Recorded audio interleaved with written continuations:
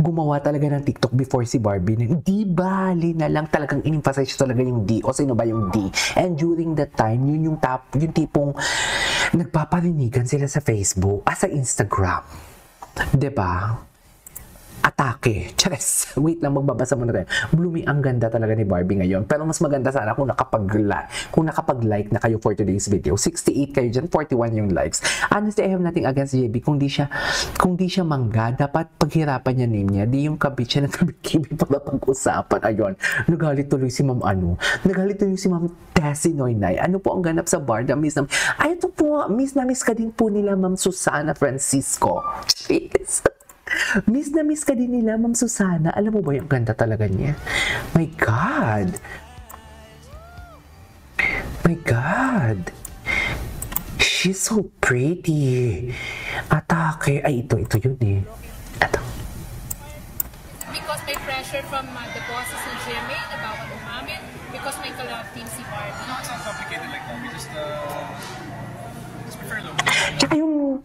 Sorry syempre as a reactor, kailangan ko rin i-analyze and mag-react the way how he answered. Okay, I have nothing against with Jameson, but if you will compare David Licauco and Jameson, the way they answer, if tatanungin in regards to Barbie Fortesa or connected kay Barbie Fortesa, ibang-iba ang pagko-convey ni Ginoo kay Jameson.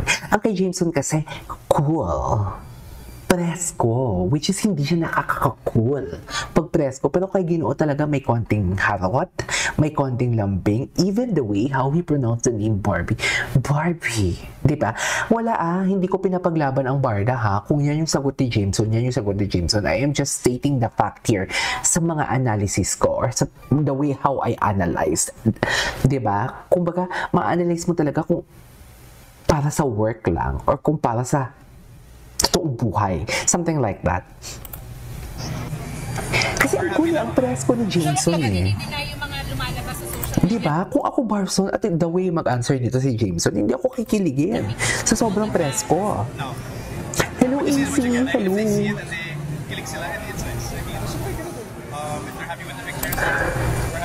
AC, hello. Sa tingin niyo ba? Pero may pakilala ka na ni Barbie sa parents? Yeah, I mean, I have that statement. I mean, the question is answerable by yes or no. You cannot accept the fact na hindi mo pa na-meet si Mami Ami, right? Diba? The question is answerable by yes or no kung na-meet mo yung parents. Kung hindi. Eh, na-meet niya yung daddy. Pwede naman sabihin, na-meet ko yung daddy pero si Mami Ami hindi. Pero iba yung sinagot niya.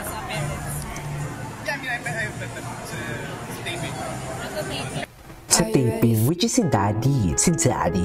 Ano naman, alam mo, akin na lang yun. Ito na nga, diba? Itong si Ma'am Ana Luz Zamora, ito ata yung nagbigay, if I'm not mistaken, sa couple cap. Yung cap na ginawa ng istorya na naman sa Facebook. Yun yung, ito ata yun, Ana Luz Zamora, natatandaan ko to. Ito yung nagbigay ng cap. Pero bakit nag-sign off? Ano ang chismis for today's video? Bakit nag-sign off? Very chismosa. Tell me you're chismosa without telling me, diba? Diba?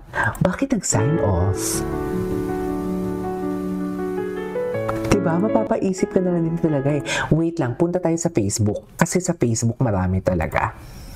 Facebook post, David Nyon ni Kuko. Diba? Punta tayo sa Facebook. Ang Reels. Eto na siya, si Ate Girl, Ate Girl, pasimple lang si Ate Girl, loko, atake. Siyempre katabi niya, di ba? Thank you Ate Girl sa ayuda. Thank you so much. Asan? Ate Girl. Asan? Loko. Sinigil ako na. Wait lang, natawa ko. Feeling ko nakalimutan ni Ginoo na artista siya.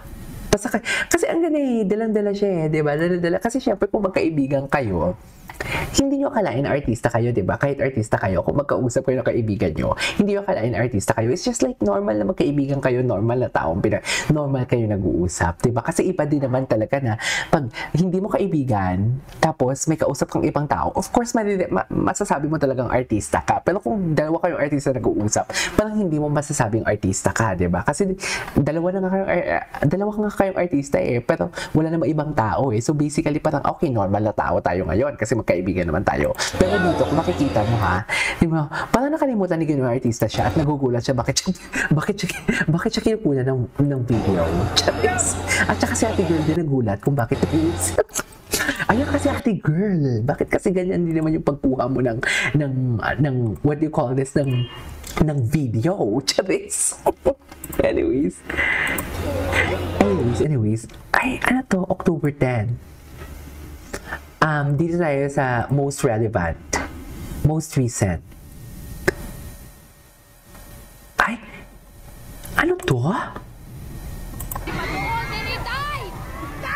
Oh, this was long time ago, if I'm not mistaken. David pa ang pinakamay. Halika rito. Halika rito. Atake. Ang gwapo ni David. My God.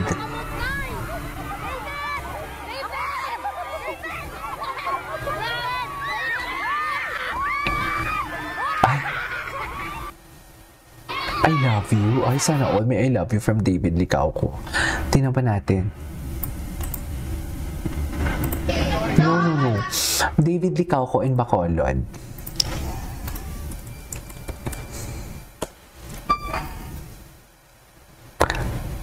Ay, ito na sila.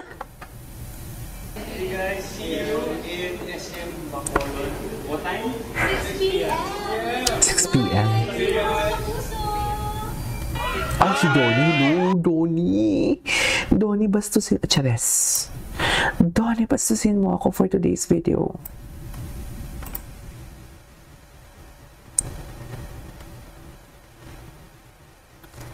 Diyan lang kayo. Wait lang, naghahanap ako ng pwede nating anuhin. Ay, hello. Ito na. At nakita natin si ate girl. At si ate girl kanina yung video. Ayan yung may nasa upo. Natatawa talaga ako kay ate girl. Ate girl, kung sino ka man, Diyos ko, maayong hapon sa imo di right. Charit. Natatawa talaga ako kay ate girl. Uwe.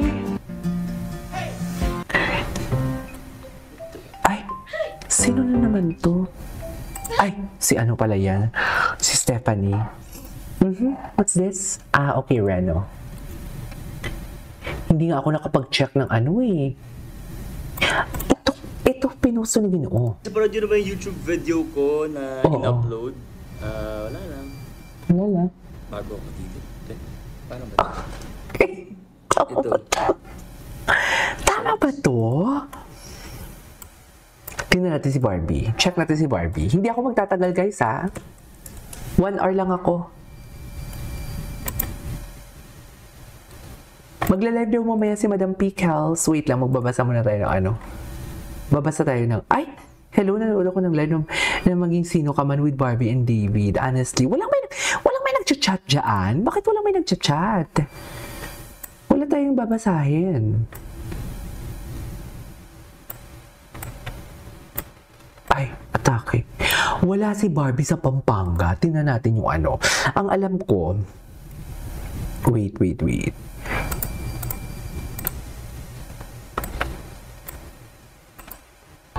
Ay, ito talaga siya.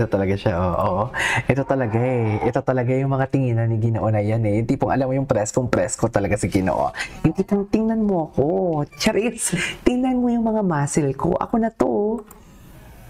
Oh, loko. No, not this one. Not this one. May hinahanap akong video eh. Si Barda United. Ang daming post ni Barda United, ah. Jillian Ward. Ginoo, pinakita mo na naman yung arms mo for today's video. Bakit mo naman pinakita, Ginoo? Ay, Kuya na darating na doon ng Beauty Empire, Noreen. Talaga? Noreen ang tawag niya.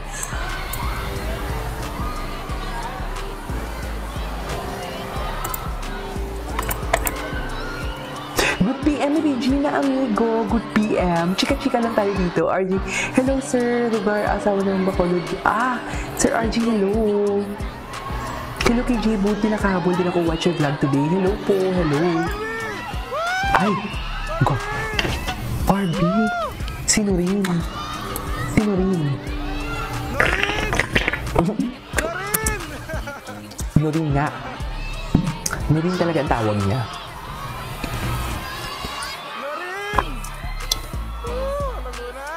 Noreen. Wait. Okay, tapos na to. Tapos na to.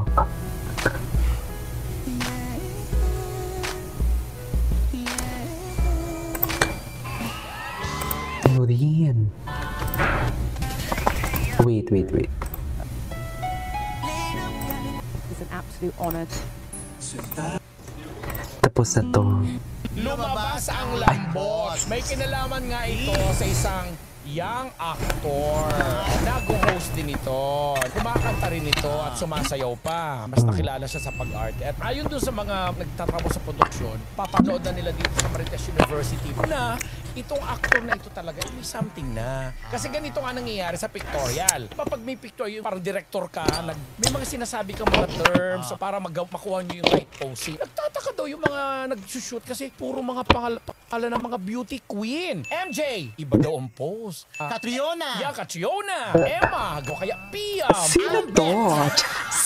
Sino to for today's video? Bawat pangalan ng beauty queen na inaano, may pose siya.